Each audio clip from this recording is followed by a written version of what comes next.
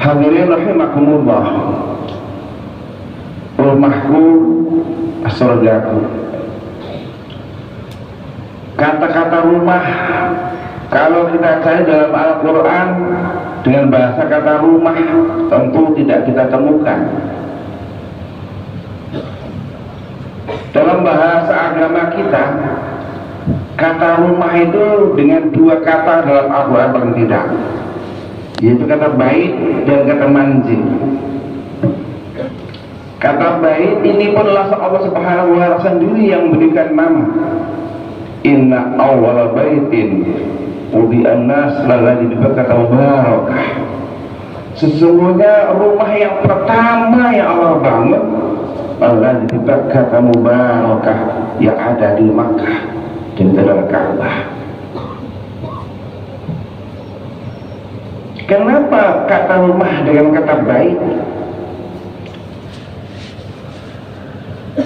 Bait itu rumah, dan kita bahasa itu bait, tempat kita bermalam, tempat kita merebahkan segala kepenatan, kesibukan kita yang tadinya seharian dengan berbagai kerjaan. Rumah adalah tempat kita menghamparkan diri kita.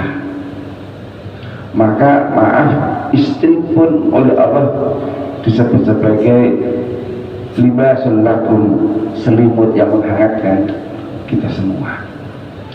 Rumah disebutkan dengan kata manzil dalam kajian bahasa Arab, isim zaman makan, tempat dan saatnya kita meletakkan segala apapun yang menjadi beban kita. Kebahagiaan berasal dari rumah.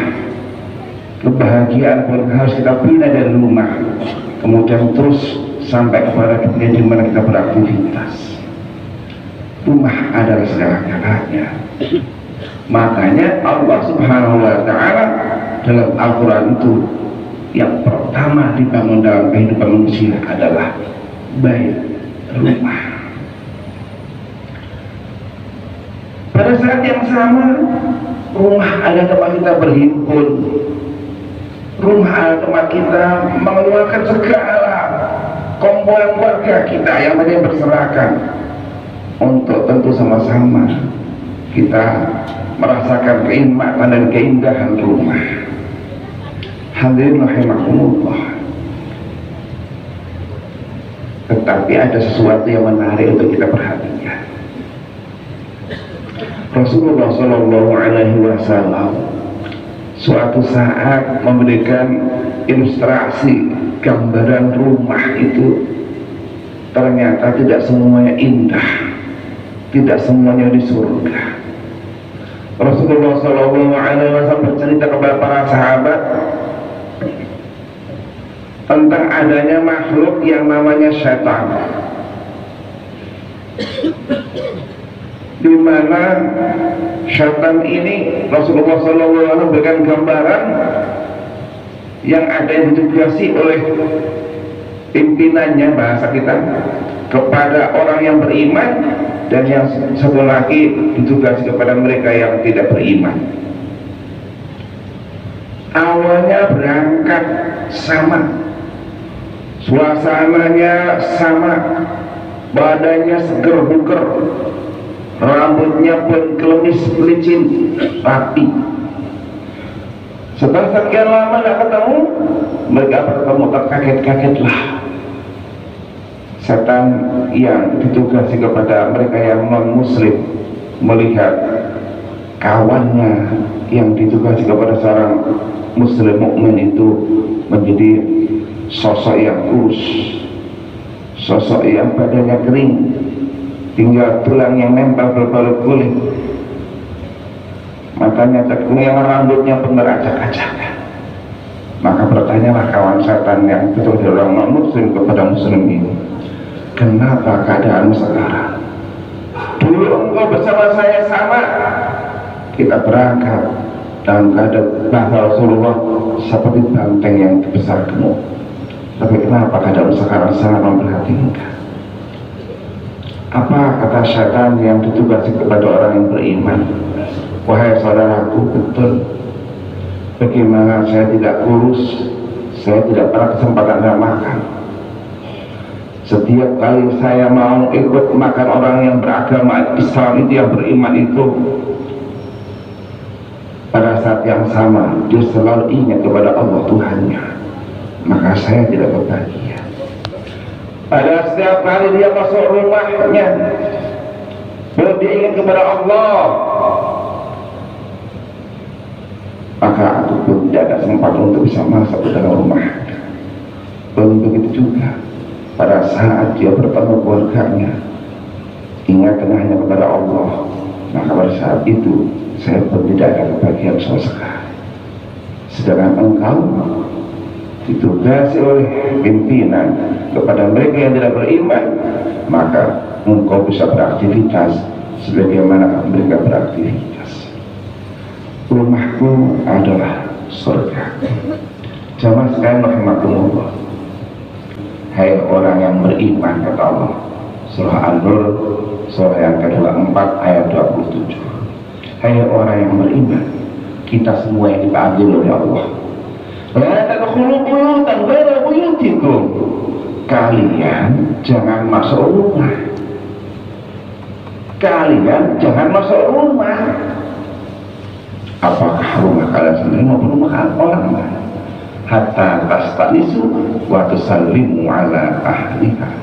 Sehingga kalian membuat nyaman, damai, dan memberi salam kepada si penghuni. Agar rumah kita adalah surga kita adalah dimulai dari kita sendiri. Yang pertama, setiap kali kita masuk rumah, Allah ajarkan, Allah perintahkan, bukan diajar, Allah perintahkan. Perintah itu hukumnya wajib, ambil rujuk, perintah tandanya wajib. Kata Allah, ingat aku, baca salam, assalamualaikum. Siapakah yang kita doakan salam sejahtera itu? Mereka adalah ahli, keluarga kita sendiri, diri kita, anak istri kita, suami kita, kalau itu ibu, keluarga kita. Tidak hanya cukup salam sejahtera, tapi juga penuh kasih warahmatullah wabarakatuh, juga penuh keberkah. Ini nanti jamaah sekalian silahkan dicek di surah yang sama, An-Nur, di ayat ke-61. Bagaimana mencapai kebahagiaan itu dengan salam ini. Assalamualaikum warahmatullahi wabarakatuh. Paling tidak bahasa Al-Quran, wa tusallimu ala ahli, assalamualaikum. Cukup atau tidak? Bagaimana jika Anda rumah kita orang yang pertama kita masuk, di dalam rumah belum ada saudara kita, keluarga kita, belum ada siapa-siapa selain kita yang orang pertama masuk. Allah Subhanahu wa ta'ala dalam Al-Quran mengajarkan kepada kita salam dalam masuk rumah, assalamu alayna wa ala ibadillahi sholihin. Karena yakinkan diri kita di dalam rumah kita itu ibadur sholihin, hamba-hamba Allah yang soleh menunggu kita. Siapa mereka? Khususnya tentu para malaikat. Masuk rumah, assalamualaikum. Bila tidak ada orang, karena kita orang pertama masuk, assalamualaikum wa ala ibadillahi sholihin. Maka syaitan yang dari luar tidak bisa masuk, tidak ikut masuk rumah tangga kita. Insya Allah terjauhkan dari percekcokan, dari berantem antara satu dengan yang lain. Suami istri keluarga akan dipelihara oleh Allah. Rumahku adalah surga. Apa cukup atau tidak? Rasulullah SAW dalam kitab hadis Sebabul Ma'ani yang ditulis oleh Habib Syekh Al-Imam As-Suyuti, yang menulis kitab Tafsir Jalal di antaranya, dalam bab kalimat tauhid disebutkan, man lazima la ilaha illallah, siapa saja kita semua yang melazimkan, yang membiasakan Setiap kali masuk rumah, begitu selesai kita salam, kita baca la ilaha illallah. Setiap kali masuk rumah setelah baca salam kita baca basmalah la ilaha illallah. Maka kata Rasul, orang itu akan terjauhkan dari kehidupan fakir, terjauhkan dari kesusahan mencari rezeki. Rezekinya akan mudah datang baginya, baik rezeki yang bersifat lahir materi maupun rezeki yang bersifat batin, baiknya rumah tangga, kesehatan, bahagia dan sebagainya. Rezeki batin. Masuk rumah setelah asal ada basmalah, kemudian la ilaha illallah. Cukupkah atau tidak? Alhamdulillah, hati kita semuanya bersyukur.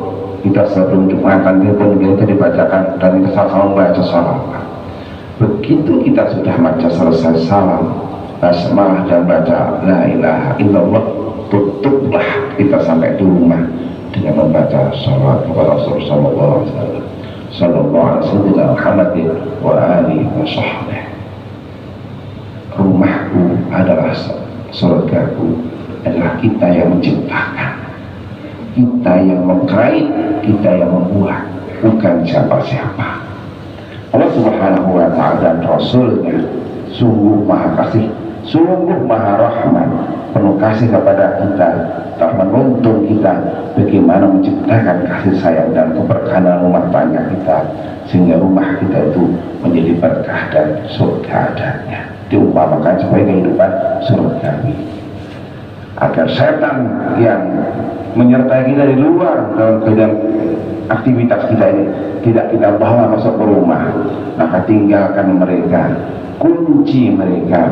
Begitu kita masuk rumah, baca salam, baca bismillahirrahmanirrahim. Agar rezeki yang kita cari, baik rezeki yang bersifat lahir maupun yang bersifat batin, mudah Allah buka pintunya selebar-lebarnya. Maka bacalah oleh kita setiap masuk rumah la ilaha illallah, agar doa kita Allah kabulkan, pintu lagi dibuka. Kalau kita sudah bacakan sholawat, maka tutuplah dengan bersolat kepada Rasulullah sallallahu alaihi wasallam. Allahumma shalli ala sayyidina Muhammadin wa alihi wa sahbihi. Semoga kita semua Allah berikan hidayahnya hanya oleh Allah Subhanahu wa ta'ala, sehingga bisa melaksanakan apa yang Allah perintahkan ini, yang Allah Subhanahu wa ta'ala ajarkan kepada kita ini, dalam menciptakan rumahku adalah surgaku. Amin ya rabbal alamin. A'udzu billahi minasyaitonir rajim. Bismillahirrahmanirrahim. Ya ayyuhalladzina amanu